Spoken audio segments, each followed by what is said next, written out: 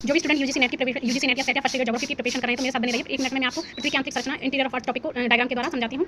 तो हमारे साथ ये टॉपिक पढ़ते हैं पृथ्वी की आंतरिक संरचना इंटीरियर ऑफ अर्थ। इसको डायग्राम के द्वारा समझते हैं कि देखो ये डायग्राम बहुत इंपॉर्टेंट है, इसमें से कई बार क्वेश्चन आते ही आते हैं, तो आपको अच्छे से आना चाहिए। तो देखो ये तो होता है हमारा पृथ्वी का केंद्र जो कि 6370 किलोमीटर पर है ना। हम ये है हमारा धरातल, तो धरातल से इसकी जो दूरी होती है जो पृथ्वी के केंद्र की वो 6370 किलोमीटर होती है। अब क्या होता है जो पृथ्वी की जो धरातल होता है उसकी 3 सतह होती है, एक होती है भूपरपट्टी, दूसरी होती है यानी कि क्रस्ट, मेटल और कोर। तो जो क्रस्ट होती है उसके क्रस्ट को हिंदी में बोलते हैं भूपरपट्टी। इसके दो भाग होते हैं, ऊपरी भाग और निचला भाग। ऊपरी भूपरपट्टी, निचली भूपरपट्टी, मतलब ऊपरी कोर क्रस्ट और निचली क्रस्ट होती है। ये जो क्रस्ट होती है ये धरातल से 30 किलोमीटर तक की में होती है और इसकी जो डेंसिटी होती है 2.75 से 2.9 ग्राम प्रति सेंटीमीटर क्यूब होती है। तो ये जो क्रस्ट होती है ये भी दो ठोस अवस्था में होती है तो है ना। तो इसके क्रस्ट के नीचे भूपरपट्टी के नीचे आती है मेंटल परत। तो जो मेंटल परत होती है ये 30 किलोमीटर से 2900 किलोमीटर तक की होती है और इसमें क्या होता है 30 किलोमीटर से 100 किलोमीटर तक ऊपरी मेंटल होती है और 100 किलोमीटर से 400 किलोमीटर तक दुर्बलता मंडल होता है और 400 किलोमीटर से 700 किलोमीटर तक होता है वो संक्रमण मंडल होता है और 700 किलोमीटर से 2900 किलोमीटर तक होता है वो निचली मेंटल परत होती है। इसमें से जो ऊपरी मेंटल परत होती है वो ठोस होती है, दुर्बलता मंडल होता है वो लचीला होता है ना। उसके बाद निचली जो मेंटल होती है वो ठोस होती है ना।